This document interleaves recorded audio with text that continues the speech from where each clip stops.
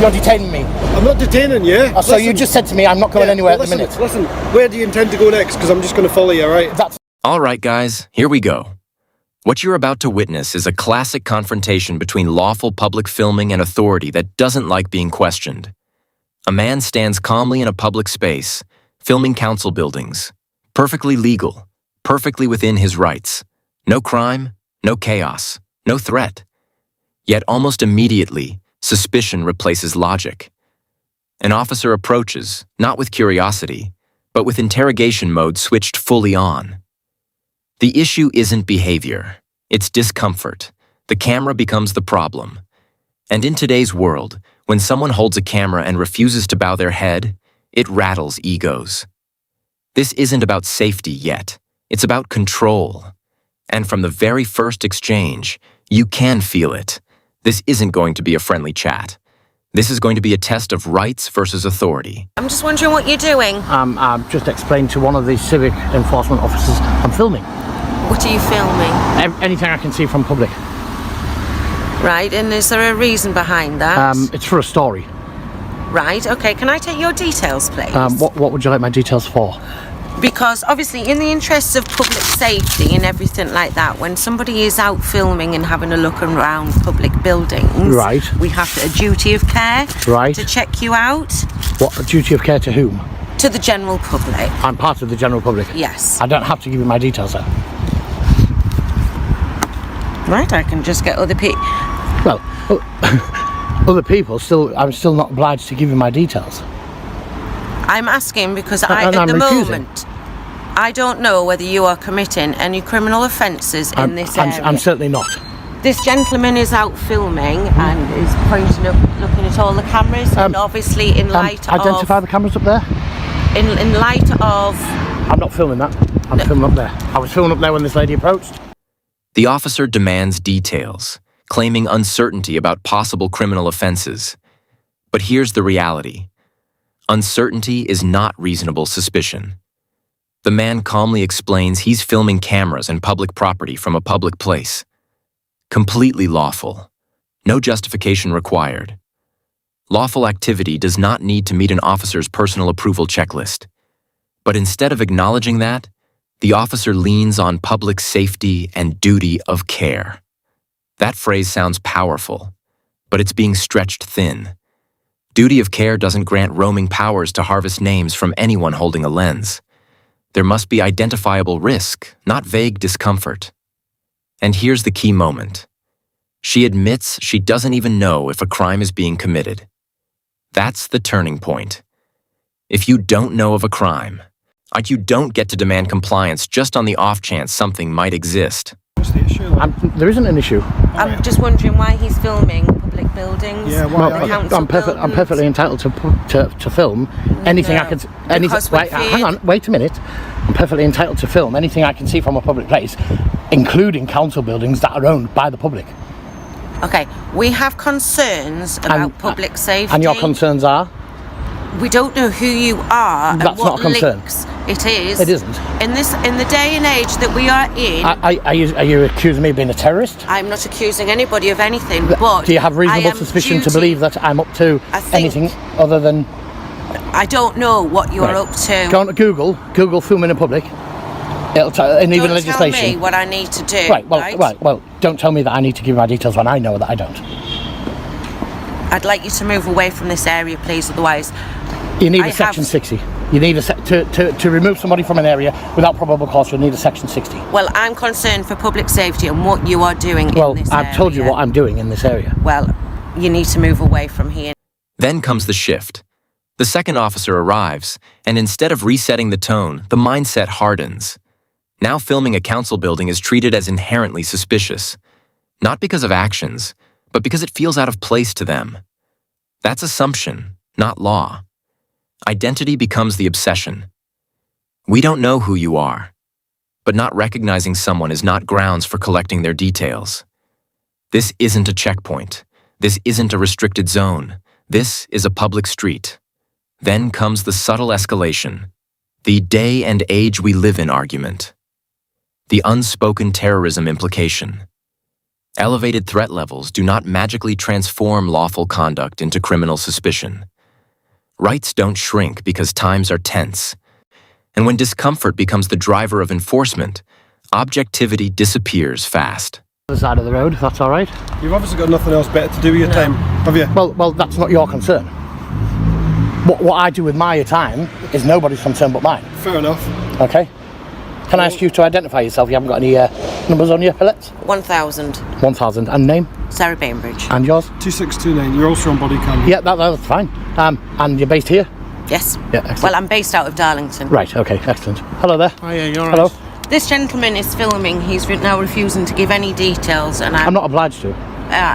I can't understand why he's out filming buildings, council buildings, refusing to give any details in light of the incidents that we're having around the area at the moment. And those incidents, whatever they may be, no concern of mine, But nothing I to do with don't me. know who you are, and I can't check you out. Well, you don't need to. Yes, I do, because I have a duty of care to the I'll tell you public. what it is, mate. It's anti-terrorism. There's no terrorist threat at the moment. But I don't know who you are. What do you mean there's no terrorist threat? At the moment, we're still on high. Terrorist threat at the moment, and nor has there been over the past 5 years towards any public buildings. That's a lie, because there was one yesterday actually. Was there? Well, I wasn't aware of that. Well, where was there that? you go. So where was we that? don't know. So here. Yes, it was actually. Right. Yeah, There's one to the council offices as well. Right. That's nothing to do with me. No That's why concern of you've mine. been How do we know that? Well, It's just were why they I'm were asking for your they stood details. outside with a mobile phone?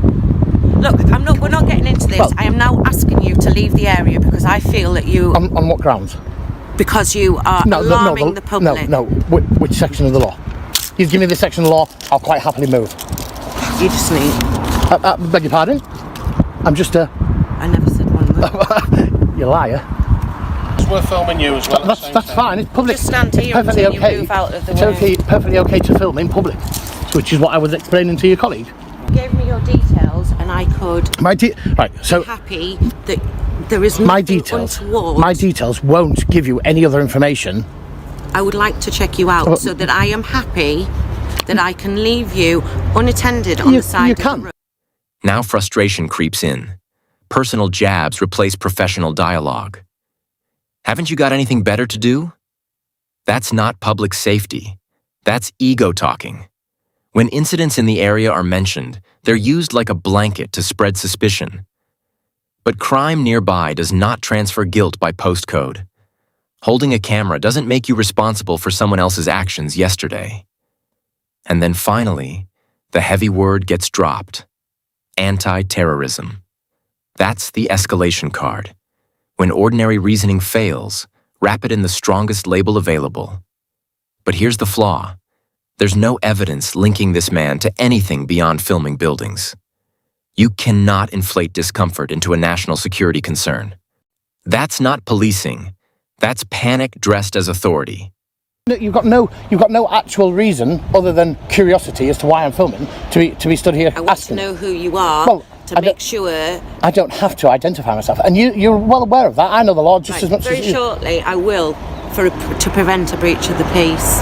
You can't prevent a breach of the I peace can prevent a if breach none of was the going to take place. I'm not breaching anybody's peace. I have colleagues and members of the council staff who are very concerned about why you are out here filming in light of the incidents I'm yesterday. filming a story. I'm not filming in light of those incidents. Well, Those incidents until weren't I even can- known to me until you made them aware. Prove or negate either way. All I want is your details to make sure that no members of the public are a threat They're by not. you. Well, My details wouldn't give you any more information about that. people tell me every day Well, how good they are. I'm not saying I'm not saying. Hang on, I'm not saying I'm good. What I'm saying, I'm not denying either way. Everybody says all the time with interactions with the police, it wasn't me. That's because I'm no threat. That's because your interaction, instead of accepting what I'm doing is perfect. The officer pivots again, now claiming he's alarming the public. But where's the evidence? Who's distressed? Who's reporting fear? Or is this just internal discomfort projected outward? She says she wants his details so she can feel happy leaving him there. That's not an objective legal threshold. Policing isn't about managing personal feelings. It's about measurable standards. Then comes talk of preventing a breach of the peace. But there's no shouting crowd, no aggression, no imminent violence. That power exists for real conflict, not speculative tension. Concern from colleagues doesn't elevate lawful filming into a threat. Public servants don't get to convert unease into enforcement. Law doesn't bend because someone feels awkward. Is to cite laws that don't exist. Say that Cited a law that doesn't you told me that you were going to move me. You can't move me without that section, without the powers under a section. I have reasonable grounds to believe you. If you're asking me to move, Yes. right, and you can state me a section of the law, I'll move quite happily. That's a perfectly reasonable request. It's fine because we've got supervision do you coming in. understand what the current levels of threat at the moment? Right, if there has You know been, what eminent means, I'm sure you do. You seem like an intelligent if there person. has been a threat yesterday of some sort, then yes, I can understand. Right. So now you understand. But I wasn't aware of that until you told me. Right. And So now that's why we need your details. well, you don't need my details. Yes, we do. So do you have the details whoever it was who you spoke to yesterday? You know what's going to happen, right? I'll tell you exactly what's going to happen. You're going to end up getting arrested. For what? Right? Listen, For we're what? speaking to a supervision at the moment, okay? Based on the current threat levels and the incident that happened And now yesterday, we'll get an that order out. ended up getting seized, okay, under the terrorist. Now we hit the legal test. He asks a simple, powerful question. State the section of law. That's it. Name the power. Cite the authority. And he'll comply. Silence. No statute. No clear grounds. Just repeated insistence. That pause speaks volumes. If the power was solid, it would roll off the tongue instantly. Instead, escalation replaces explanation. Arrest threats surface. Seizing equipment under terrorism legislation is mentioned. Notice something. No new facts appeared. No new behavior. Just rising frustration. You don't fill a legal gap by raising your voice. Authority doesn't strengthen through volume. When law is on your side, you don't need intimidation. And when intimidation appears, it usually means the foundation underneath is weak. Your body cameras will also be made public knowledge to me, and I'll use them. That's fine. I want to know. I just can't see why you're being so obstructive. I'm not being obstructive at all. Yeah, but I'm you not are. obliged. No, there's no obstruction because I'm not obliged by law to give you that's unless fine, you you can fight that in court then. unless you reasonably assume that I don't need to because it wouldn't go to court. Well, you're being You'd be looking at a lawsuit. You're being obstructive. I don't care. I'm not being obstructive at all. care.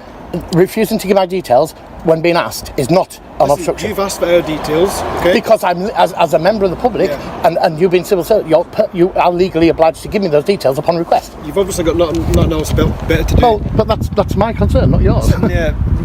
If I was stood on the other side of the road without a camera, you wouldn't have approached me. It's purely because I'm filming. Filming is a perfectly legal activity. Because we don't know why you are filming. But I've told you why I'm filming, for a story. A story for what? For YouTube, for my blog. Right, so who are you? I don't have to identify myself. And you're well aware of the law regarding identification, stop and search powers. Then comes the classic line. Fight it in court. That's not confidence. That's bluster. It's what you say when you can't justify the demand right now. Refusing to provide details where there is no legal obligation is not obstruction. It's exercising rights. Officers must identify themselves when asked. That's their policy. Members of the public are not under a blanket obligation to reciprocate. That difference matters. When he points out that filming is the only reason he was approached, the logic becomes obvious. If he stood there without a camera, no interaction. So the camera, not behavior, is the trigger. That's selective enforcement driven by optics, not law. At the moment, my colleagues are on to senior officers so that we can have a power of stop and search to get your details. Good luck with that. You're detaining me. I'm not detaining you. So you just said to me I'm not going anywhere well, at the minute. Listen, where do you intend to go next? Because I'm just going to follow you, right? That's no concern of yours. Right, well listen, I'm just going to follow you because we need to speak to you about what you're doing. You can follow me wherever you like, that's fine then. but don't tell me that I'm not going anywhere Alright. because that's a threat of detainment unlawfully. Right, listen, Okay. would you like to come back round to the police station I don't while need we to. speak to you? No, I don't need to. You don't need No. to. Right, where are you going now? I'm not telling you. I'm going to follow you then, okay? You follow me. Okay. This is harassment.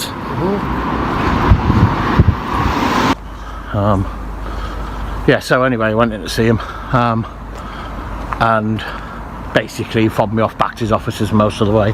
He did say that they would be doing some training over sort of data protection and dealing with photographers. Whether they did or not, I don't know. I didn't take it any further. I wasn't after them for money. It's not why I do this. It's just to show them as the bullies that they were, and hopefully they'll learn the lesson.